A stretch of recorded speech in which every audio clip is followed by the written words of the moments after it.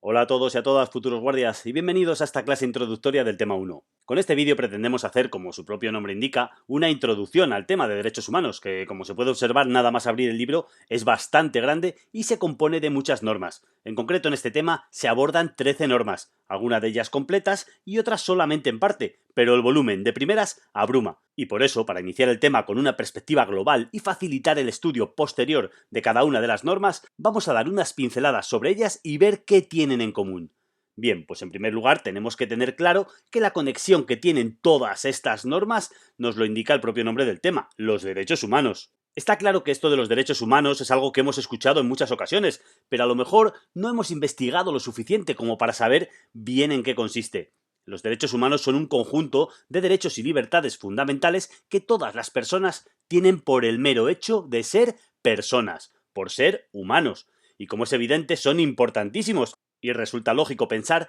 que han de respetarse siempre y en todo lugar. Pero la realidad es que no es tan sencillo, porque hay muchos países en el mundo con distintas culturas, tradiciones, historia, religión, etcétera, etcétera, etcétera, y todo ello influye en que cada uno ve los derechos humanos desde su perspectiva, y no siempre coincide. Y al ser tantos países en el mundo y no llevarnos precisamente bien los unos con los otros, es por lo que no es fácil ponerse de acuerdo en algo tan fundamental como son los derechos que las personas tienen que tener por el mero hecho de ser humanos. Y por estas dificultades en ponerse de acuerdo unos países con otros, es por lo que la historia de los derechos humanos como tal, como lo vamos a estudiar en este tema, no es muy antigua. Costó mucho ponerse de acuerdo para establecer unos acuerdos de mínimos, porque aunque es cierto que desde que existe la humanidad ha habido ideas de justicia y derechos, estos no han logrado tener una entidad mundial y han estado más bien limitados a un determinado país o un determinado imperio. Es cierto que desde la civilización de la Grecia clásica ya se hablaba de democracia y de una serie de derechos de las personas, pero no eran derechos que se extendieran a todas las personas ni a todos los países. Eran pequeños atisbos que han ido calando con el paso de los siglos y avanzando. Se han ido dando pasos en este sentido y con la influencia de filósofos y las revoluciones se han ido estableciendo ciertas normas que han ido ampliando poco a poco el catálogo de derechos y las personas que podrían disfrutarlos. Pero hasta el siglo XX todos estos avances se quedaban en el propio país donde se lograban, y los derechos que había en un país, pues a lo mejor en otro no se reconocían. Pero en el siglo XX la cosa empieza a cambiar, y después de la Primera Guerra Mundial aparece la Sociedad de Naciones con el objetivo de promover la cooperación internacional y para lograr la paz y la seguridad.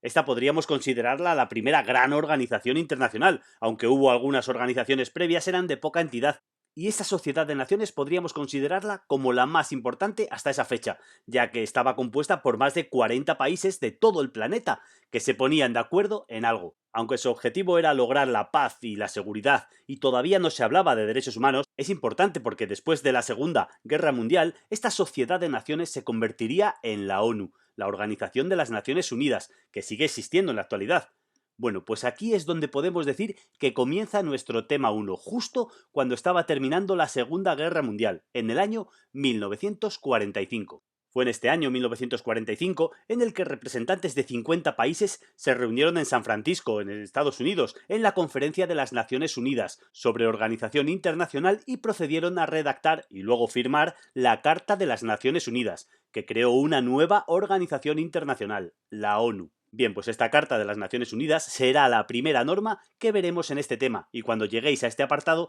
tendréis una introducción a ella muy interesante. Esta carta no entra entera para nuestro examen y solamente vamos a tener que estudiar una parte, los órganos. Pero aunque no entra entera, es conveniente una idea de qué va la norma, porque nos ayuda a situar y entender mejor lo que tenemos que estudiar. La carta tiene un preámbulo y varios capítulos. En el preámbulo lo que se hace es introducir la misión de las Naciones Unidas, que fundamentalmente será mantener la paz y la seguridad internacional, pero también fomentar relaciones amistosas entre las naciones y promover el progreso social y mejores estándares de vida. Después también establece unos principios y propósitos, y aquí es donde por primera vez se habla de derechos humanos, estableciendo que uno de los propósitos de las Naciones Unidas es llevar a cabo la cooperación internacional para solucionar problemas internacionales de carácter social, cultural o humanitario, así como desarrollar y estimular el respeto, atención a los derechos humanos y a las libertades fundamentales de todos, sin hacer distinción por motivos de raza, sexo, idioma o religión. Y esto es básicamente lo que dice la Carta sobre los derechos humanos, un propósito. Pero ya hemos dicho que de esta carta solo tenemos que estudiar la parte que habla de los órganos, y en ella nos centraremos. Y por lo tanto veremos que se establecen como órganos principales de las Naciones Unidas una Asamblea General, un Consejo de Seguridad, un Consejo Económico y Social, un Consejo de Administración Fiduciaria, una Corte Internacional de Justicia y una Secretaría. Después de esto pasaremos a la siguiente norma, que es la Declaración Universal de Derechos Humanos. Hemos visto que la Carta de las Naciones Unidas lo que recoge en relación a los derechos humanos es un propósito, y será el Consejo Económico y Social el que establecerá comisiones de orden económico y social y para la promoción de los derechos humanos, así como las demás comisiones necesarias para el desempeño de sus funciones. Bien, pues una de estas comisiones que se crean será la Comisión de Derechos Humanos, compuesta por 18 representantes, miembros de la ONU, que lo que hará será elaborar un proyecto de declaración de derechos humanos que después la Asamblea General de la ONU adoptará y proclamará en el año 1948. Ahora ya sí tenemos un documento en el que no solo se habla de derechos humanos, sino que se enumeran esos derechos y se explica cuáles son. En concreto se trata de 30 artículos que contienen los derechos humanos considerados básicos. Y claro, al ser proclamada por la Asamblea General de las Naciones Unidas, que engloba a todos los Estados miembros de la ONU, tiene un carácter universal. Desde este momento ya se empieza a tener clara la idea de qué y cuáles son los derechos humanos. Pero hay que tener claro que esta Declaración de Derechos Humanos no es un tratado internacional de obligado cumplimiento, ya que en aquel momento no se había logrado todavía ese consenso necesario sobre la obligatoriedad de proteger y de respetar los derechos humanos. Por lo tanto, ya tenemos los derechos humanos, pero de momento no son de obligado cumplimiento en todo el mundo. De momento esta declaración se queda en un ideario de carácter orientativo, eso sí, con gran fuerza moral, pero no vinculante para los países. Avanzamos en el tiempo y llegamos al año 1950, que es el año en el que se adopta la siguiente norma que estudiaremos, el Convenio Europeo para la Protección de los Derechos y de las Libertades Fundamentales. Pero de este convenio solamente estudiaremos el Tribunal Europeo de Derechos Humanos. Si nos fijamos, ahora no hablamos de todo el mundo, sino que nos quedamos en el continente europeo. Este convenio fue adoptado por el Consejo de Europa y es un tratado internacional que establece y protege los derechos humanos en Europa. Cuidado con esto del Consejo de Europa, que es algo que estudiaremos en el tema 6 y no tiene nada que ver con la Unión Europea. El Consejo de Europa es una organización intergubernamental de la que forman parte 46 estados europeos y que se fundó en el año 1949. ¿Para qué? Para lograr una unión más estrecha entre sus miembros y salvaguardar y promover los ideales y principios que tienen en común estos países y favorecer el progreso económico y social. Esos ideales y principios se estructuran en los pilares de los derechos humanos, democracia y Estado de Derecho, que son el eje principal del trabajo de esta organización, del Consejo de Europa. Bueno, pues este Consejo de Europa adopta el Convenio Europeo para la protección de los derechos y de las libertades fundamentales, enumerando una serie de derechos y también establece un sistema de control para que los ciudadanos de estos países puedan presentar reclamaciones contra los Estados miembros por violaciones de los derechos consagrados en el convenio. Y para llevar a cabo ese control es para lo que se crea el Tribunal Europeo de Derechos Humanos, que será la parte que nosotros vamos a estudiar. Veremos su composición, sus funciones y su forma de funcionamiento. Después pasaremos a la Carta Social Europea. Como vemos, continuamos en el ámbito europeo y ya estamos en el año 1961. Será también el Consejo de Europa, del que ya hemos hablado, el que adopte esta carta, que es un tratado internacional que tiene como objetivo proteger los derechos sociales y económicos de las personas. La Carta Social Europea original es del año 1961, pero en el año 1996 se actualizó para adaptarla al nuevo contexto social y esa es la norma, esa última actualización la que nosotros estudiaremos, ya que fue firmada por España en el año 2000, pero no fue publicada en el BOE hasta el año 2021. Como hemos dicho, esta carta busca promover y proteger los derechos sociales, económicos y culturales con el objetivo de mejorar el bienestar de los ciudadanos europeos. Los derechos sociales son esos derechos que permiten a las personas desarrollar su autonomía, igualdad y libertad, y por eso la carta se estructura en partes que tratan el derecho al trabajo y las condiciones laborales, la protección social, el derecho a la salud, a la educación y a la cultura, a la vivienda y también, entre otros, el derecho a la igualdad y no discriminación. Como vemos, estos derechos están todos dentro del ámbito social y de ahí el nombre de la Carta Social Europea. Continuamos con la siguiente norma y volvemos al entorno de la ONU. y en concreto al año 1966, que es cuando la Asamblea General de las Naciones Unidas proclamó el Pacto Internacional de Derechos Económicos, Sociales y Culturales, que entró en vigor en el año 1976, 10 años después. En este pacto las partes se comprometen a trabajar para la concesión de los derechos económicos, sociales y culturales de las personas, incluidos los derechos laborales y los derechos de salud, la educación y un nivel de vida adecuado. Lo que hace este pacto es desarrollar el contenido de la Declaración Universal de los Derechos Humanos,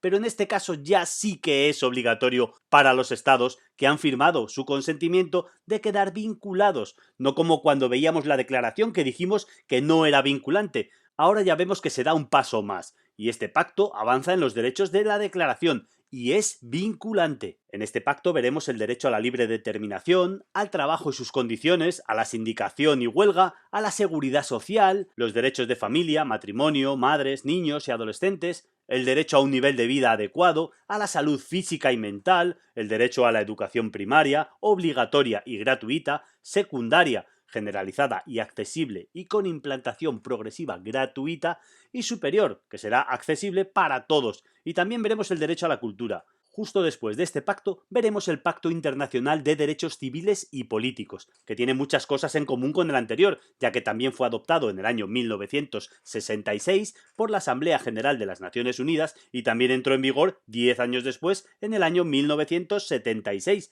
Este pacto, al igual que el anterior, desarrolla el contenido de la Declaración Universal de Derechos Humanos y también es obligatorio para los estados firmantes. De hecho, estos dos pactos comparten algunos artículos que son idénticos. En este Pacto Internacional de Derechos Civiles y Políticos veremos el derecho a la libre determinación, el derecho a la vida, no pena de muerte a menores de 18 años ni embarazadas, el derecho a no sufrir torturas ni tratos crueles, inhumanos o degradantes, tampoco ser sometido a experimentos médicos o científicos sin consentimiento, la prohibición de la esclavitud, servidumbre y el trabajo forzoso y obligatorio. También se trata el derecho a la libertad y seguridad, a la no detención arbitraria, establecimiento de la detención legal y cumpliendo derechos. También se establece que el privado de libertad será tratado humanamente y respetando la dignidad humana, que nadie será encarcelado por el solo hecho de no poder cumplir una obligación contractual, es decir, no cumplir un contrato, el derecho a la libertad de circulación y de residencia, los que se hallen legalmente en territorio del Estado, que los extranjeros solo serán expulsados de acuerdo con la ley.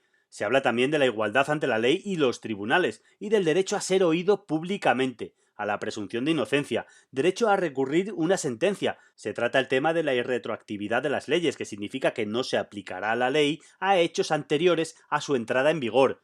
El reconocimiento de la personalidad jurídica. Se establece que no puede haber injerencias arbitrarias en la vida privada, familia, domicilio, correspondencia, honra o reputación. También el derecho a la libertad de pensamiento, conciencia y religión, derecho a la reunión pacífica, derecho a la asociación libre y a fundar sindicatos y afiliación, derecho a la protección de la familia, a contraer matrimonio. También se habla de la protección de los niños, inscripción, nombre y nacionalidad, a la participación en la vida pública, votar y ser elegidos y acceso a las funciones públicas, y también el derecho de las minorías étnicas, religiosas y lingüísticas. Cuando acabemos con este pacto pasaremos al siguiente punto, que será el Consejo de Derechos Humanos de la ONU, que es un organismo intergubernamental dentro del sistema de las Naciones Unidas compuesto por 47 estados responsables de la promoción y protección de todos los derechos humanos en todo el mundo. Este Consejo de Derechos Humanos es relativamente moderno, ya que se creó en el año 2006 como sustituto de la Comisión de los Derechos Humanos, que durante más de 60 años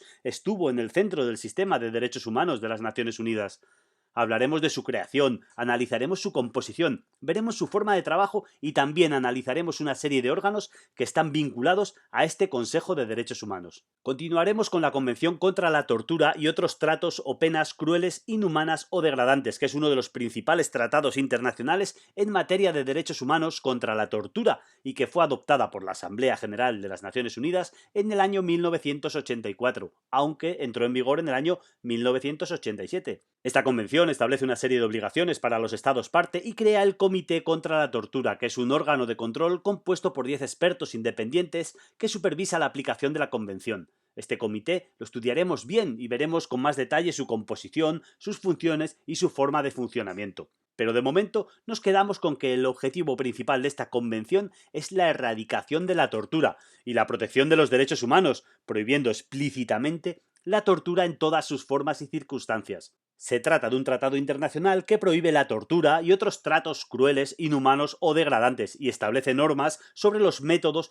que deben utilizar los estados para aplicar esta prohibición tanto a escala nacional como internacional, por ejemplo, mediante investigaciones o poniendo a los responsables de estos actos a disposición de la justicia. Unos años más tarde, en el año 2002, la propia Asamblea General de las Naciones Unidas aprobó el protocolo facultativo de la Convención contra la Tortura y otros tratos o penas crueles, inhumanas o degradantes, aunque no entraría en vigor hasta el año 2006, y esta es la siguiente norma que veremos en este tema. Este protocolo es un tratado internacional cuya principal finalidad es promover la prevención de la tortura y los malos tratos en los lugares donde las personas se encuentren privadas de libertad, como pueden ser cárceles o calabozos, a través de un sistema de visitas periódicas a cargo de órganos internacionales y nacionales independientes. El objetivo de estas visitas es evaluar las condiciones de reclusión y el tratamiento que reciben las personas que están privadas de libertad y también formular recomendaciones a los Estados partes con el fin de realizar mejoras. El protocolo exige también que los Estados parte establezcan un mecanismo nacional de visitas a lugares de detención y que cooperen con los expertos internacionales, y veremos y analizaremos esos mecanismos nacionales de prevención.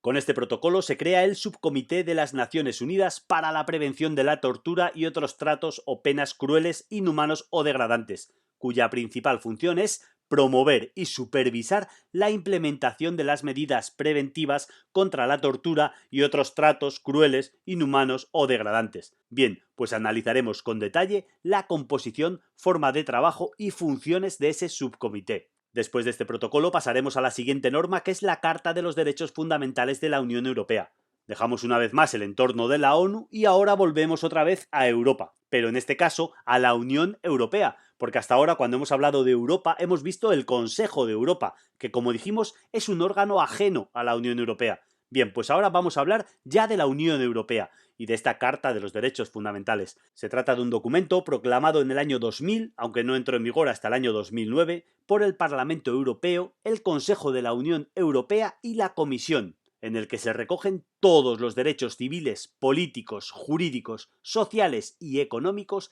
de los habitantes y ciudadanos de la Unión Europea. Esta carta tiene como propósito proteger estos derechos y asegurar que las políticas y acciones de la Unión Europea se alineen con los principios fundamentales de respeto a la dignidad humana, libertad, igualdad, solidaridad, justicia y el Estado de Derecho. Y por este motivo la Carta se estructura en 6 secciones principales tituladas Dignidad, Libertades, Igualdad, Solidaridad, Ciudadanía y Justicia. En cada uno de estos apartados veremos los artículos relacionados con estos principios. Continuaremos con la norma más larga de todo el tema, que es el Estatuto de Roma de la Corte Penal Internacional. El Estatuto de Roma es un tratado internacional adoptado en el año 1998 por iniciativa de la ONU y en el que se creó la Corte Penal Internacional, entrando en vigor en el año 2002. Este estatuto supone un avance significativo en lo relativo al derecho internacional penal y en la lucha contra la impunidad de determinados delitos que hasta la fecha quedaban sin poder ser juzgados. Tenemos que saber que la Corte Penal Internacional es un tribunal permanente, con vocación universal, de carácter complementario respecto a las jurisdicciones nacionales, y tiene como objetivo y función principal promover la justicia, la rendición de cuentas y la protección de las víctimas de crímenes graves, y es evidente que desde su creación se ha fortalecido el marco legal para la protección de los derechos humanos en el ámbito internacional, porque hasta su creación era muy difícil perseguir a ciertas personas que cometían delitos que atentaban contra los derechos humanos en el plano internacional. Analizaremos con detalle la Corte Penal Internacional, su creación, su estructura y composición, sus funciones, sus competencias y su forma de trabajo, y también los crímenes sobre los que tiene jurisdicción, y también, por supuesto, los principios generales del derecho penal. Y justo después vamos a estudiar una ley española, que es la Ley Orgánica de Cooperación con la Corte Penal Internacional, que es una ley que tiene por objeto establecer las relaciones de cooperación entre España y la Corte Penal Internacional, garantizando que el sistema judicial español pueda colaborar con la Corte en la investigación y en el enjuiciamiento de crímenes internacionales. Veremos cómo se lleva a cabo esa cooperación, cuáles serán las autoridades competentes españolas para relacionarse con la Corte y analizaremos con detalle cómo funciona el tema de la extradición. Y para terminar el tema veremos el último punto, que es el más cortito y que trata el Consejo Asesor del Mecanismo Nacional de Prevención de la Tortura, que es un órgano que aparece regulado en el Reglamento de Organización y Funcionamiento del Defensor del Pueblo. Del Defensor del Pueblo hablaremos con detalle en el tema 4, pero en este caso daremos algunas pinceladas para situarnos y saber dónde encaja este Consejo Asesor, que no es otra cosa que un órgano consultivo cuya principal función será apoyar y asesorar al Mecanismo Nacional de Prevención de Tortura, que hemos visto cuando hemos hablado anteriormente de él, en la relación de su labor de supervisión y prevención de la tortura y otros tratos crueles, inhumanos o degradantes. Y por lo tanto, el estudio de este punto consistirá en una pequeña introducción para situarnos un poco y después analizaremos con detalle su composición, sus funciones y su forma de funcionamiento, que son los aspectos verdaderamente preguntables en el examen. Es un apartado muy corto, pero muy intenso, ya que en él aparecen bastantes datos de interés. Y con esto terminaremos el tema, que como vemos tiene bastante miga, es un tema muy largo, pero si tenemos en cuenta esta introducción que hemos hecho en este vídeo, vemos que está todo perfectamente hilado y que prácticamente todas las normas están un poco vinculadas las unas con las otras. Empezamos viendo cómo comienza a plantearse el tema de los derechos humanos a nivel internacional y cómo poco a poco va cuajando en normas a través de la ONU, el Consejo de Europa y de la Unión Europea, y cómo se van creando órganos para controlar que esos derechos humanos se apliquen en los países. A mí me parece un tema apasionante desde el punto de vista que nos introduce en el derecho internacional, nos aporta una gran cultura general y sobre todo que nos da la base para otros temas que veremos a lo largo de la oposición. Pues aquí terminamos esta introducción y ahora ya toca comenzar punto por punto a estudiar bien todos los detalles y hacer muchos test del tema. ¡Ánimo y hasta pronto!